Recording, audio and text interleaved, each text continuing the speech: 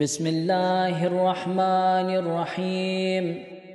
رب أدخلني في لجة بحر أحديتك وطمطام يمي وحدانيتك، وقوني بقوة سطوة سلطان فردانيتك، حتى أخرج إلى فضاء سعة رحمتك، وفي وجهي لمعة برق القرب من آثار حمايتك، مهيبا بهيبتك،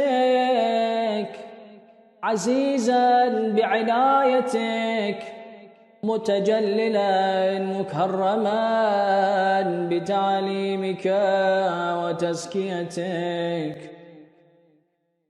والبسني خلع العزة والقبول، وسهل لي مناهج الوصلة والوصول، وتوجني بتاج الكرامة والوقار، وألف بيني وبين أحبائك في دار الدنيا ودار القرار، وارزقني من نور اسمك هيبة وسطوة تنقاد لي القلوب والأرواح، وتخضع لدي النفوس والأشباح،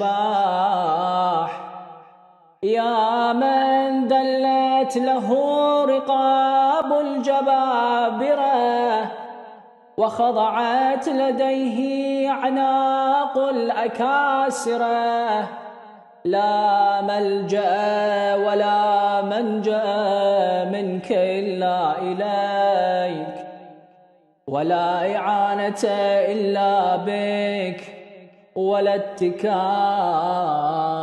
إلا عليك. ادفع عني كيد الحاسدين وظلمات شر المعاندين، وارحمني تحت سرادقات عرشك يا أكرم الأكرمين. أيد ظاهري في تحصيل مراضيك، ونور قلبي وسري بالاطلاع على مناهج مساعيك. إلهي كيف أصدر عن بابك بخيبة منك وقد وردته على ثقة بك، وكيف تؤيسني من عطائك وقد أمرتني بدعائك،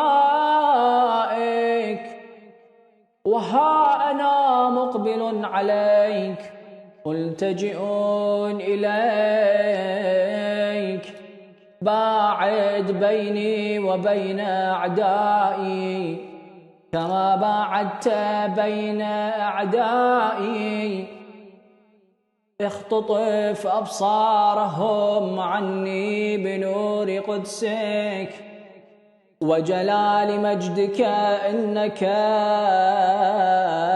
أنت الله المعطي جلائل النعم المكرمة لمن ناجاك